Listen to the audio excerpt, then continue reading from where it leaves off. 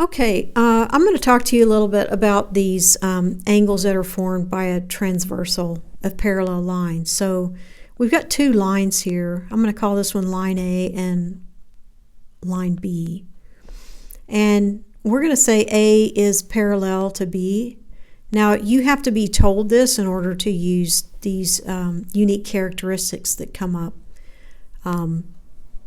when you have a transversal of parallel lines.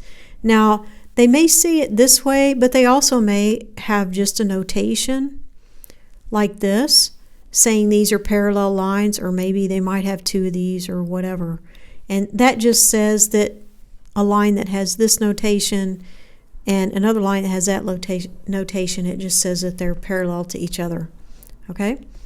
So now we want to talk about this line right here. This is a transversal line. Let me write that out.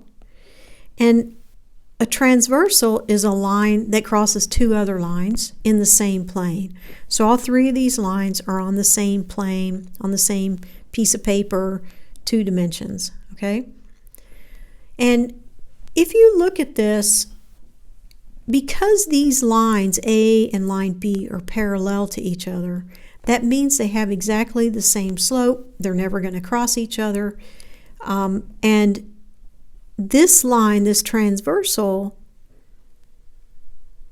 is going to create the same characteristics of the angles on both lines. So we can make some deductions here. So we can say if we have this angle right here, it's going to be the same angle as right here, because this transversal is just one line. It has one slope, and it's crossing two lines that have exactly the same slope. So the characteristics are going to be the same. So that means that this angle here, and we can denote it like this angle is equal to this angle.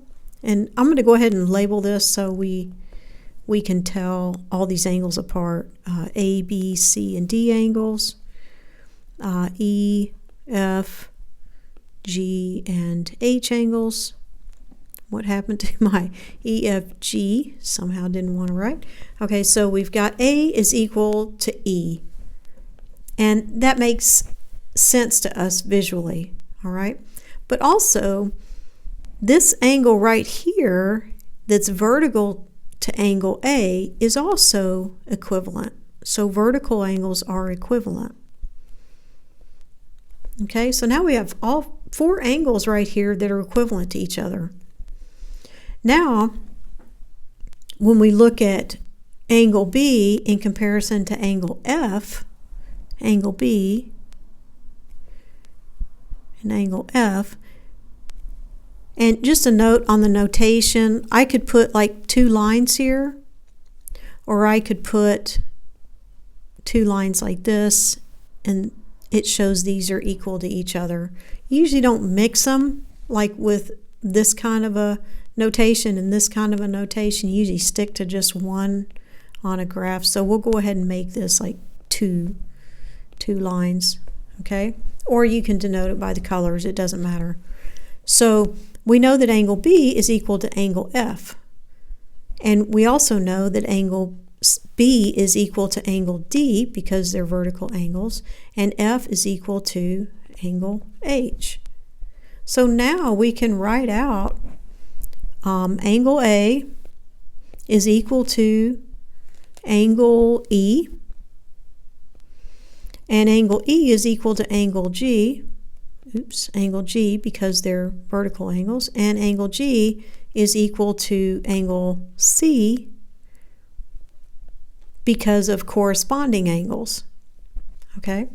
And then we've got the other set of angles, so angle B is equal to angle D because they're vertical angles, and angle D is equal to angle H because of corresponding angles, and then angle H is equal to angle F because of vertical angles. All right?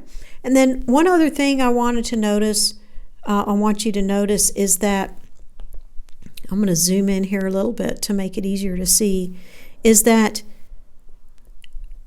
there's another angle here, right there. That's 180 degrees.